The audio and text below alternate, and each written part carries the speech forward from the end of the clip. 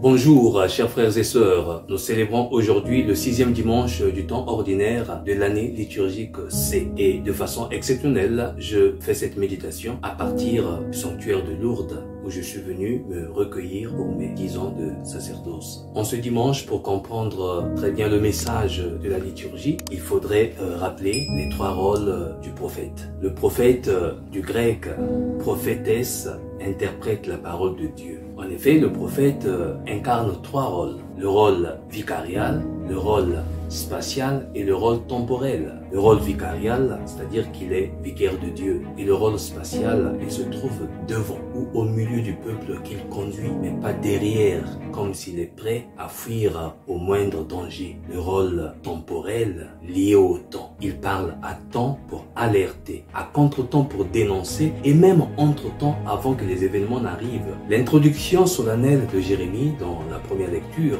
de ce jour marque bien le temps. Ainsi parle le Seigneur, comme pour dire attention, c'est le Seigneur qui vous parle lui-même par ma bouche, par la bouche du prophète.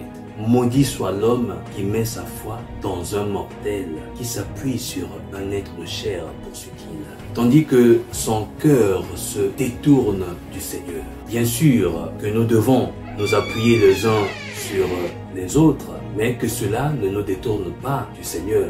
Sinon c'est très grave, s'éloigner et se détourner du Seigneur.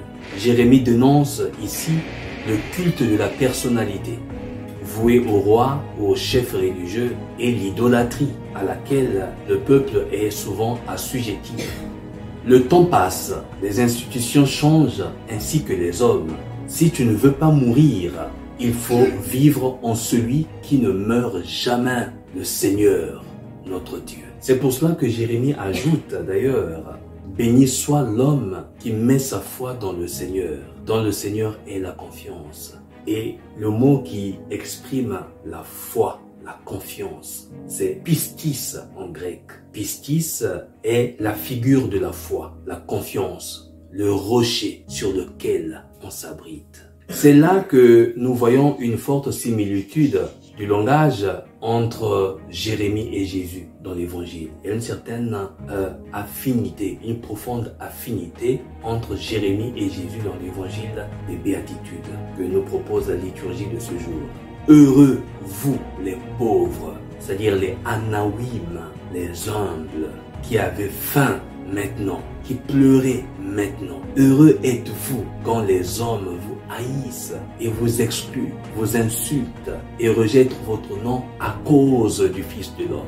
À cause du Fils de l'homme. C'est là tout le secret du message que Jésus nous donne. Tout à cause du Christ, tout à cause de lui. Si nous sommes rejetés, expulsés, écartés à cause de lui, en son nom, réjouissons-nous, estimons-nous heureux. C'est le secret de la joie promise à ceux qui s'attachent à lui. C'est une charte de vie chrétienne. C'est tout un programme de vie qui conduit au vrai bonheur.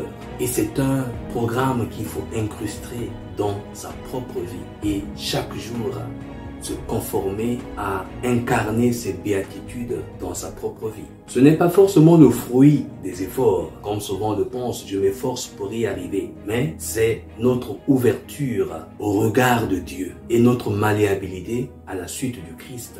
Et comme nous dit l'Évangile d'ailleurs, il y avait là un grand nombre de ses disciples et une grande multitude de gens venus de toute la Judée, de Jérusalem, et du littoral de Tyr et de Sidon, des gens venus d'ailleurs. Ce n'est qu'en regardant ses disciples, le regard du Christ sur ses disciples, ceux qui le suivent, ce n'est qu'en regardant ses disciples que Jésus prononce finalement les béatitudes, comme pour dire que vous qui êtes sortis de la foule confuse et du groupe de gens inconnus venus d'ailleurs, vous qui me suivez, vous n'êtes pas partis, vous n'êtes pas venus pour récolter la gloriole et les richesses dérisoires, mais vous avez fait le bon choix de reconnaître en moi le Messie sauveur de l'humanité pour être mes disciples ou témoins.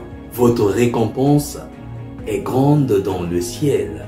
Par la suite, il déclare « Malheureux les riches insensibles, les repus, les ricaneurs et les orgueilleux incorrigibles, les méchants ou les pécheurs, comme nous dit le psalmiste, le psaume de ce jour, car ils obtiennent déjà leur consolation sur terre. Et rien que sur terre, sans espoir d'un lendemain meilleur au ciel qu'est notre vraie patrie. Parce que tout est reçu ici, tout est concentré ici, sans ouverture à l'infini. C'est quand on vit de la politique du ventre, quand on vit de la gloriole, quand on vit pour le succès de ce bas monde, eh ben, on reste cramponné à ce monde sans ouverture à l'infini. Alors, tous les orgueilleux obtiennent déjà ici leur consolation et ils n'auront pas de récompense au ciel, notre vraie patrie. C'est une chose très importante de retenir que méchant ou juste, heureux ou malheureux, ce n'est pas une catégorisation de personnes. Ce n'est pas un état de vie des personnes. Telles sont justes, telles personnes sont méchantes. Mais il s'agit de comportements variables que l'on peut trouver en une et même personne. Ce sont des comportements variables qu'on peut trouver chez les chrétiens, chez les non-chrétiens, chez les croyants et les incroyants. C'est un état de cœur, un état d'esprit. Mais il ne s'agit pas d'individus catégorisés, il ne s'agit pas d'une catégorie de personnes. C'est très important de savoir que Jésus dit malheureux aux uns et heureux aux autres, et c'est souvent comme ça que nous catégorisons les autres en pointant du doigt aux autres pour dire que tel est méchant et peut-être moi je suis juste parce que j'écoute la parole de Dieu, parce que je suis chrétien, parce que je suis prêtre. Non, c'est un état variable que l'on peut trouver en chaque personne selon qu'on suit fidèlement la parole de Dieu et on devient juste parce que justifié par le regard d'amour de Dieu qui nous sauve. Selon que on devient méchant en endurcissant son cœur, en se fermant à la parole de Dieu.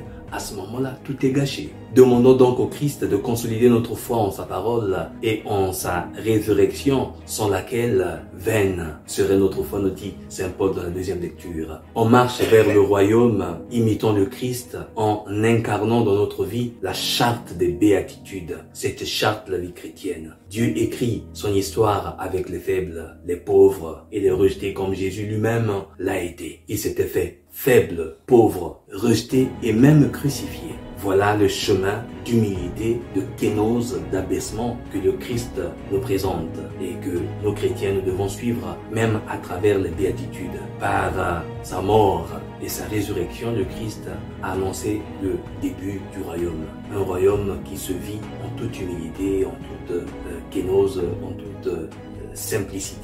Et c'est la foi en cette résurrection du Christ qui est source et finalité de notre vie. Malheur à ceux qui n'y croient pas et vivent de la politique du monde. Nous voulons suivre le Christ, nous voulons nous attacher à lui. Que Dieu vous bénisse. Je vous souhaite un excellent dimanche.